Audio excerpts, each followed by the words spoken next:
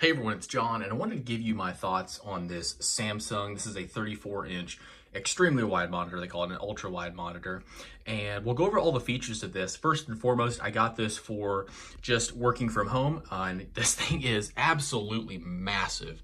Now, the screen quality is pretty good. I'm actually using this with HDMI right now, which of course is going to be only 60 hertz, but this is a 1440p monitor at 34 inches. So it is an extremely crisp monitor to use.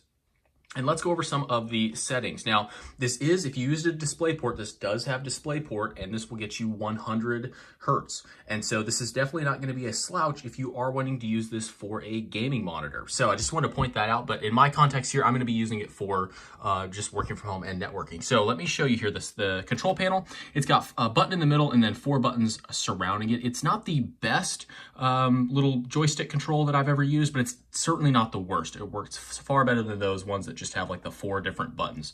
So very intuitive to use this. We've got our menu here, our sources here, which it is just auto found every source. It does have picture in picture. I have not messed around with that a whole lot, but let's go over here, and then down here at the bottom, we've got our power off. But let's go up here to our menu and I'll show you this. So we've got our brightness, contrast, sharpness, all that. And I've got it on the brightest setting right now. I don't know if the camera is going to do this any justice here, but it is plenty bright to be able to use. It does have some eye care settings as well. On-screen displays, this is just going to be for this menu here. This is not anything that I've messed with.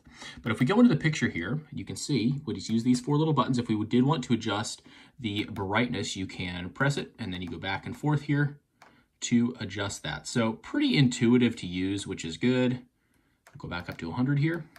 And then this does have some response time. Right now it's set on faster. This is probably going to be what they would call like overdrive on gaming monitors, where basically it's going to help with any sort of input delay and input lag, anything like that. So generally you can get some ghosting if you go on fastest. So I've just left it on faster, and I have not had any issues with using this on doing some light gaming. However, like I said, most of the time I'm just using this for emails and all of my work.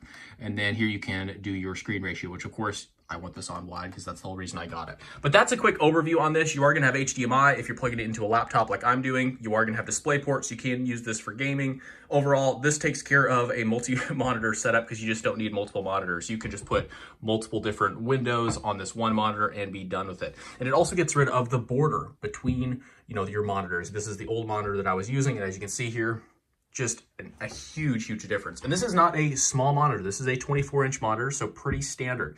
But this thing absolutely blows it out of the water as far as picture quality. And this was a 1080p monitor. Moving to 1440p is fantastic. So I hope this was helpful. Thanks so much for watching, and enjoy the rest of your day.